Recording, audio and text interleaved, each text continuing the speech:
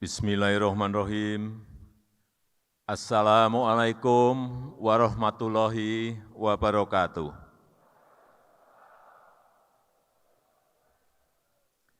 Selamat pagi, salam sejahtera bagi kita semuanya. Om Swastiastu, Namo Buddhaya, salam kebajikan.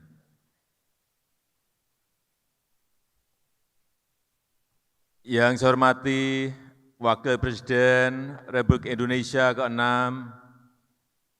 Bapak Jenderal TNI Purnawirawan Tri Sutrisno, yang saya hormati Ketua PPABRI, Jenderal Purnawirawan Agung Gumelar, yang saya hormati Ketua LVRI, Mayor Jenderal Saiful Sulun, yang saya hormati para senior, mantan Panglima TNI, mantan KSAD, yang saya hormati Kepala Staf TNI Angkatan Darat, yang saya hormati Ketua Umum PPAD, Letnan Jenderal TNI Purnawirawan Doni Monardo, para sesepuh, para senior yang tidak bisa saya sebutkan satu persatu, mohon maaf, para peserta Silatnas, dan keluarga besar TNI Angkatan Darat yang saya hormati, para menteri, Kabinet Indonesia Maju, Ketua Kadin, Bapak Ibu sekalian yang saya hormati. Saya tahu pengabdian Bapak Ibu Purnawirawan tidak pernah henti. Selama aktif sebagai anggota TNI selalu berbuat terbaik dalam menjalankan tugas. Dan setelah purna tugas pun juga tidak pernah melepaskan hati dan pikiran untuk negeri kita yang kita cintai ini. Untuk itu saya menyampaikan atas nama rakyat dan pemerintah, menyampaikan ucapan terima kasih yang sebesar-besarnya.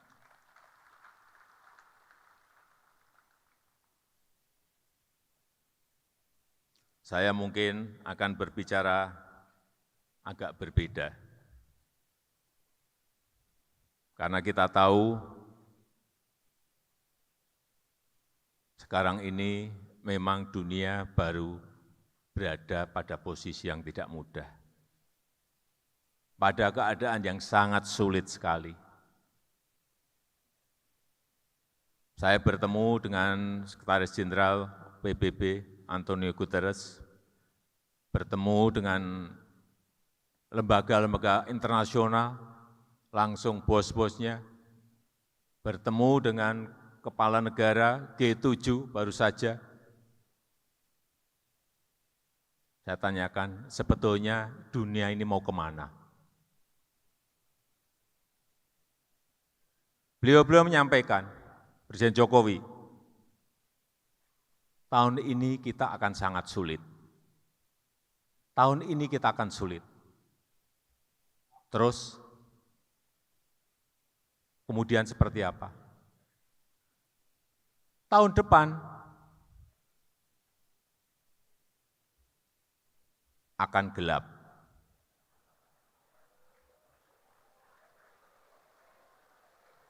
Ini bukan Indonesia, ini dunia. Hati-hati, jangan bukan Indonesia yang saya bicarakan tadi, dunia.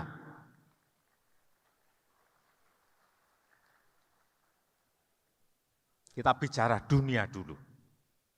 Yang semua negara sekarang ini berada pada keadaan yang tidak mudah. Dari Sekjen, PBB menyampaikan, dari IMF, dari Bank Dunia menyampaikan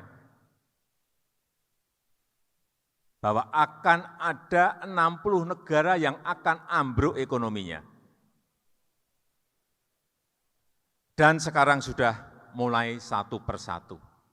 Angkanya adalah 9 terlebih dahulu, kemudian 25, kemudian 42, mereka sudah secara detail mengkalkulasi.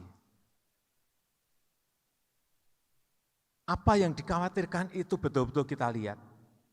Dan sekarang ini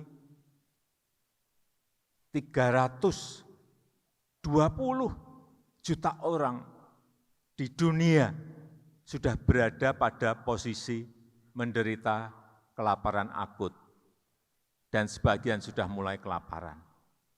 Ini saya sampaikan apa adanya. Karena memang posisi pertumbuhan ekonomi semuanya bukan hanya turun, tapi anjlok semuanya. Turun semuanya. Singapura, Eropa, Australia, Amerika, semuanya. Pertumbuhan ekonominya turun, tetapi inflasinya naik, harga-harga barang semuanya naik. Inilah kondisi yang sangat, kalau boleh saya sampaikan, dunia sekarang ini sudah pada kondisi yang mengerikan. Amerika yang biasanya kenaikan barang atau inflasi itu hanya berada pada posisi 1%, hari ini sudah berada di 9,1%. Bensin naik sampai 2 kali lipat, di Eropa juga sama. Coba di negara kita bayangkan, kalau Pertalite naik dari 7.650 harga sekarang ini, kemudian naik menjadi harga yang benar adalah 17.100, demonya berapa bulan?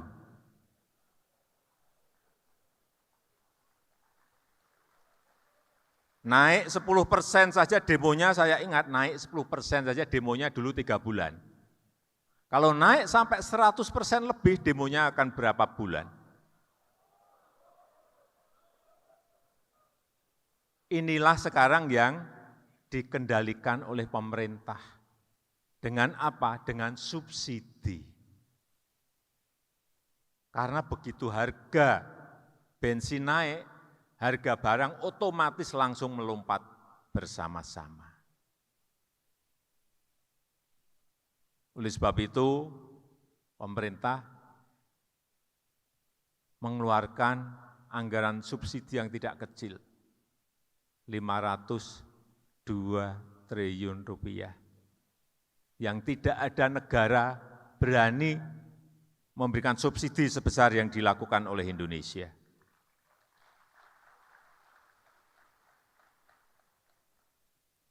Saya ingin bergeser ke apa yang sudah kita lakukan dalam rangka bersaing dengan negara-negara lain.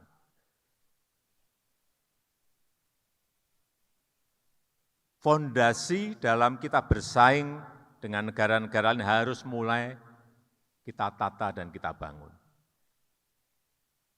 Karena ke depan bukan negara kecil, bukan negara besar mengalahkan negara kecil, bukan. Bukan negara kaya mengalahkan negara miskin, bukan.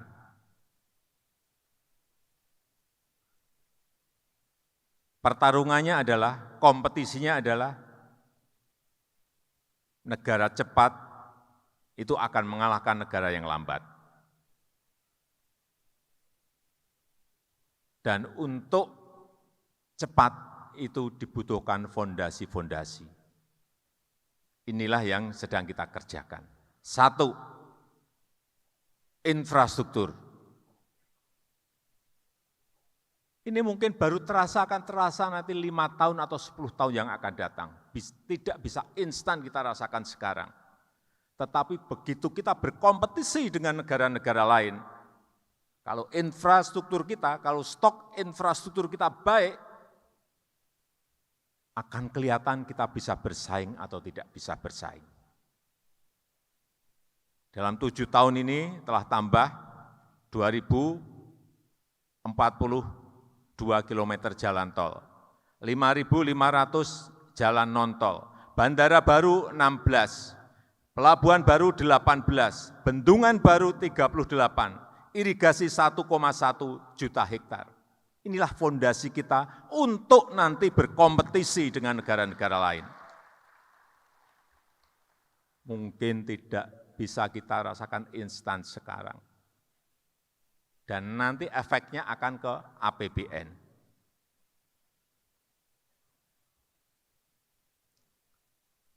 Kemudian yang kedua, yang ini tidak berani kita lakukan dalam kurun waktu yang lama sekali, yaitu hilirisasi, industrialisasi. Kita sejak zaman VOC ekspornya bahan mentah. Bahan mentah, memang itu paling enak. Batu bara, keruk, langsung kirim bahan mentah. Nikel, keruk, kirim bahan mentah. Tembaga, keruk, freeport, kirim bahan mentah. Bertahun-tahun kita menikmati itu dan lupa menyiapkan fondasi industrialisasinya. Saya berikan contoh, nikel. Kita ekspor bertahun-tahun, nilainya saya ingat 2014 itu 1,1 billion US dollar, kira-kira 15-an triliun per tahun ekspor bahan mentah. Begitu kita stop, 2017 stop nikel, ekspor di 2021 mencapai 300 triliun lebih. Dari 15 triliun melompat menjadi 300 triliun. Itu baru satu komoditi. Tapi kita digugat di WTO oleh Uni Eropa. Dibawa ke WTO, digugat. Saya sampaikan kepada mereka, silahkan digugat, akan saya hadapi. Indonesia akan hadapi. Sampai sekarang gugatan itu belum selesai. Karena kita juga mengajukan alasan-alasan yang juga masuk akal. Barang-barang kita sendiri, nikel-nikel kita sendiri. Kenapa Uni Eropa ramai dan menggugat? Karena industri baja mereka menjadi tidak ada yang memasok bahan bakunya. Industrinya beralih ke Indonesia. Apa yang kita dapatkan kalau kita melakukan industrialisasi? Pertama, pajak kepada pemerintah akan melompat. Dari tadi yang 15 triliun, pajaknya hanya dapat berapa? 300 triliun, pajaknya dapat lipat berapa? Lipat 20 kali. Lapangan kerja juga ada di Indonesia, bukan ada di Uni Eropa. Membuka lapangan pekerjaan yang sangat banyak. Inilah yang lama tidak kita pikirkan dan kita tidak berani men-stop.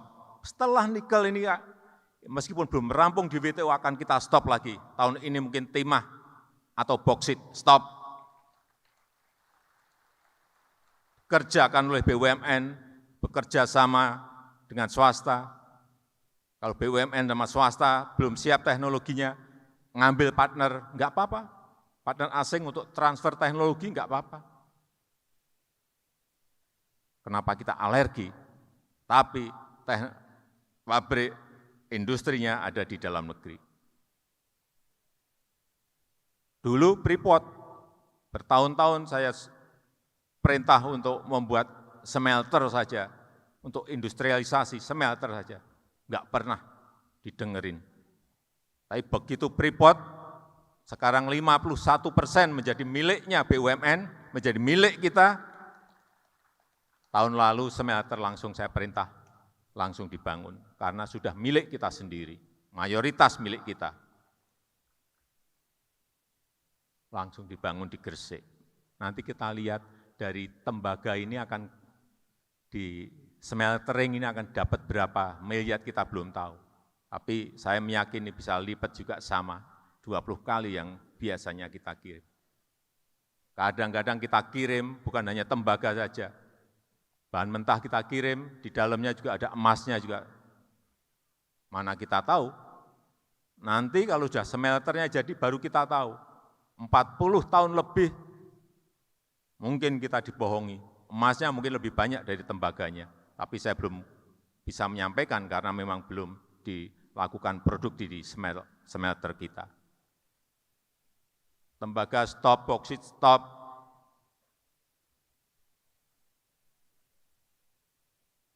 Inilah nanti yang akan berkontribusi kepada pertumbuhan ekonomi kita dan berkontribusi membuka lapangan kerja yang sebanyak-banyaknya.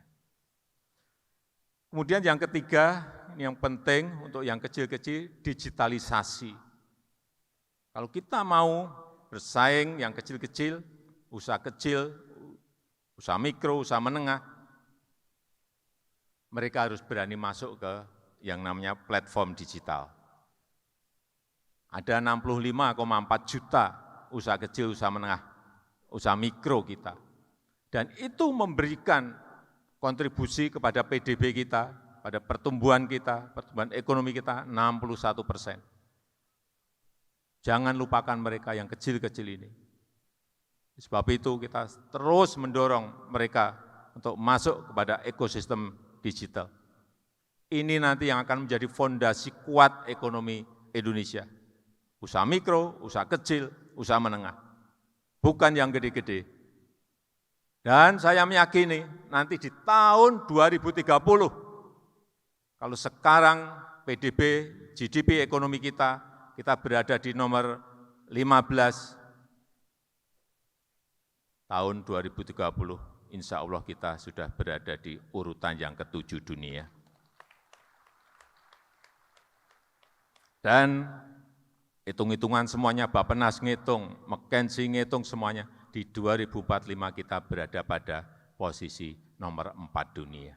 Ekonomi kita, kalau kita konsisten dan berani terus melakukan yang berkaitan dengan hilirisasi tadi, akhirnya apa? Kalau pertumbuhan ekonomi kita baik, GDP kita baik, nanti di 2030 perkiraan kita sudah 3 kali yang sekarang. Dari yang sekarang 1,2, 1,3 triliun US dollar menjadi di atas 3. Akhirnya apa? APBN kita menjadi menggembung lebih besar. Akhirnya lagi apa? Porsi anggaran untuk gaji, untuk pensiunan juga akan lebih besar.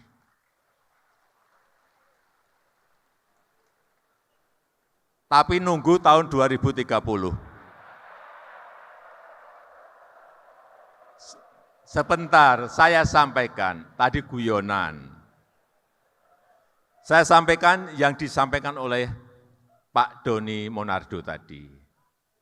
Saya tahu bahwa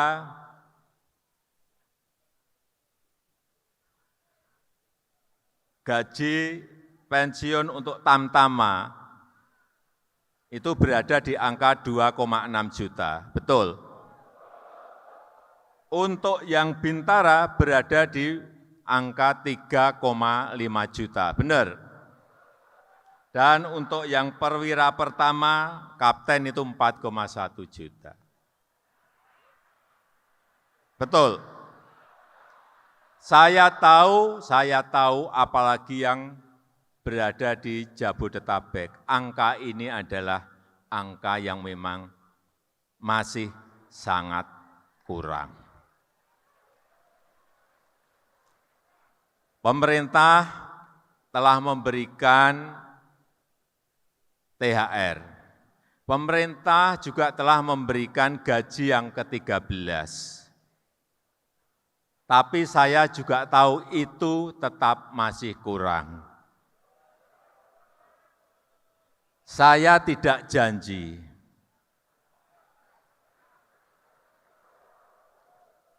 Karena tadi saya sampaikan bahwa APBN kita berada pada posisi yang tidak mudah. Tetapi pulang dari sini saya akan panggil Menteri Keuangan.